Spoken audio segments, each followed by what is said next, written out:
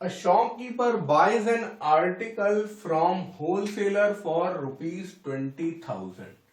तो कोई शॉपकीपर है, उसने खरीदा 20,000 में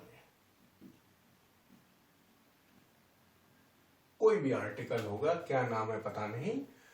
कहां से खरीदा? होलसेलर से। किससे खरीदा? होलसेलर से। And sells it to a consumer at 10% profit. बीच में इसने क्या लिया? 10% प्रॉफिट लिया। 10% प्रॉफिट किसके पास गया?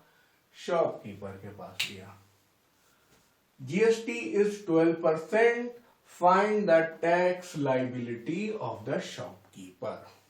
तो इसे दो तरीके से सॉल्व किया जा सकता है। पहले मैं लॉन्ग मेथड यानी बुकिश मेथड बताऊंगा और बाद में शॉर्ट मेथड यानी कॉम्पिटिटिव मेथड बताऊंगा। तो दो लेवल है,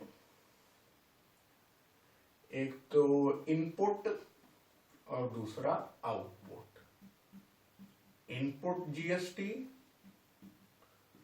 आउटपुट जीएसटी। इधर रेट हमें पता है, ट्रांजैक्शन 20,000 में हो रहा है। ये वाला ट्रांजैक्शन कितने में हो रहा है ये नहीं पता है, लेकिन ये पता है कि शॉपकीपर 10% प्रॉफिट कमा रहा है। ठीक है, तो हम लोग दो चीजें लिखेंगे, सीपी और एसपी। ठीक है, कॉस्ट प्राइस और सेलिंग प्राइस। ये दोनों किसके लिए होंगे? Both of them will be for shopkeeper, दुकानदार के लिए, फॉर शॉपकीपर। ठीक है, क्या क्या है? सीपी और एसपी। तो शॉपकीपर का कॉस्ट प्राइस कितना है? 20,000 रुपए, है ना। और सेलिंग प्राइस शॉपकीपर के लिए हम लोग निकाल लेंगे। तो selling price is equal to cost price plus 10% profit on cost price. 20,000, हम लोग के 20,000 सब्सक्राइब भी होने वाले हैं। 10 डिवाइडेड बाई 100 इंटू 20,000। और बहुत लोग यार बोलेंगे कि यार ये तो हम ऐसे ही कर लेते, लेकिन क्या करें, बोर्ड एग्जाम है, सब चीज लिखना पड़ता है भाई। ठीक है, ₹22,000। तो सेलिंग प्राइस है क्या? ₹22,000। इसकी जरूरत है बट ये आंसर नहीं है। ₹22,000 की अब जरूरत पड़ेगी। और यार बहुत लोग को समझ में आ गया, अरे 20,000 है, 10% प्रॉफिट यानी 22,000 में बेचा होगा, कोई नई बात नहीं है। तो यानी अभी तक हम लोगों ने क्वेश्चन में कुछ खास किया ही नहीं है। ठीक है, और लॉन्ग मेथड में चलना है तो थोड़ा धीरे धीरे ही कर रहा हूं। अब आ जाते हैं हम लोग इनपुट जीएसटी में। अब सीरियस हो जाते हैं। इनपुट जीएसटी क्या हो जाएगा? जीएसटी रेट है 12% इंटू कॉस्ट प्राइस, है ना। कॉस्ट प्राइस कितना है? 20,000। तो ये कितना हो जाएगा?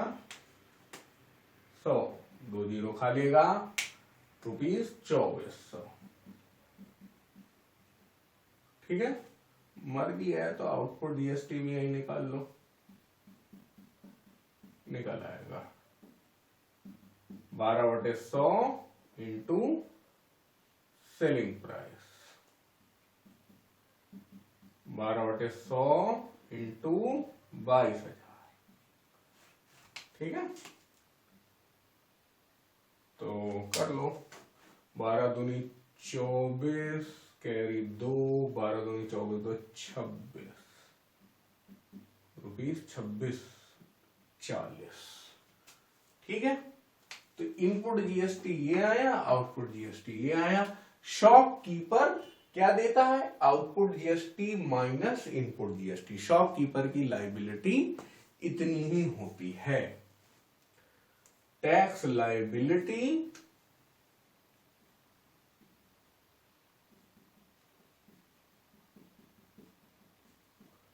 ऑफ शॉपकीपर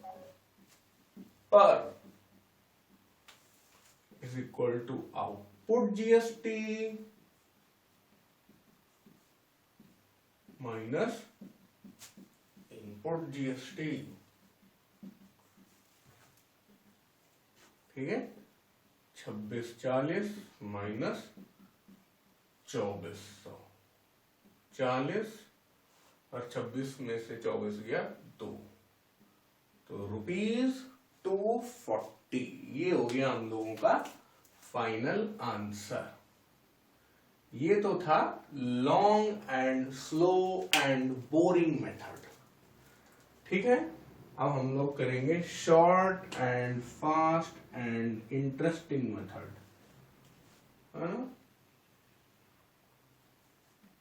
तो इतनी जगह में हो जाएगा वो, और तो इससे भी कम है। देखो, सबसे पहले प्रॉफिट ऑफ शॉपकीपर कैसे निकलेगा? 10 डिवाइडेड बाई 100 इंटू 20,000। इतना ही तो प्रॉफिट था एट 10% प्रॉफिट ऑन 20,000। तो बस ये काटा ₹2,000।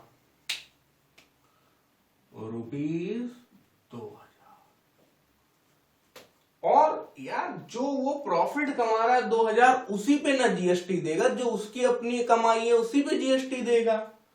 तो बस टैक्स लाइबिलिटी